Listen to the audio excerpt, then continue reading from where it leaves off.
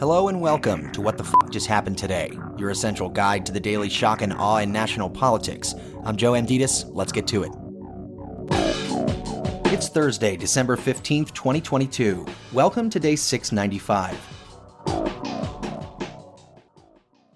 The Biden administration restarted its free COVID-19 test program as cases have increased roughly 55% since Thanksgiving.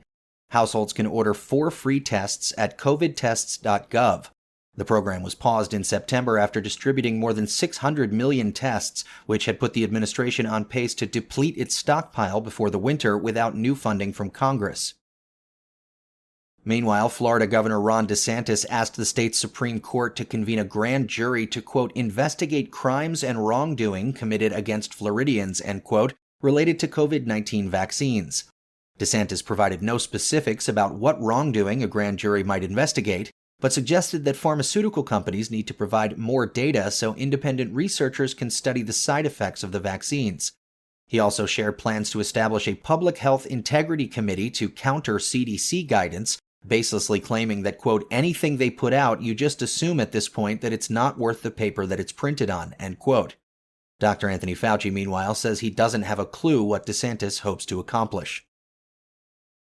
Moving on, an attorney disciplinary committee recommended that Rudy Giuliani be disbarred in Washington, D.C. The 3-person committee concluded that there was clear and convincing evidence that Giuliani acted unethically when he filed a lawsuit to block the certification of the results of the 2020 presidential election. The committee's findings, however, are preliminary and non-binding. Giuliani's law license has already been suspended in New York for making, quote, demonstrably false and misleading statements, end quote, as part of his effort to reverse the 2020 election. And finally, a campaign organized by oil and gas industry groups gathered enough signatures to overturn a California law banning new oil and gas wells near homes, schools, and hospitals. More than 978,000 California residents signed the Stop the Energy Shutdown petition, enough for a referendum aimed at stopping the new California law, which set minimum distances between new oil wells and certain areas. Roughly 623,000 qualifying signatures are needed to put the measure on the 2024 ballot. Separately, California's Public Utilities Commission will vote on a proposal to reduce residential rooftop solar incentives by about 75%. The proposal would change the existing net metering policy, which credits solar owners the full retail electricity price for excess power, and make that rate much lower.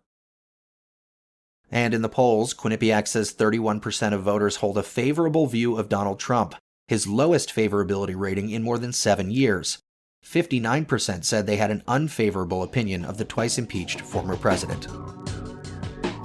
That's all for now. You can find the links and sources for all of these stories on the main website. And as always, visit whatthefjusthappenedtoday.com for the latest news and headlines. Until next time, I'm Joe Amditis.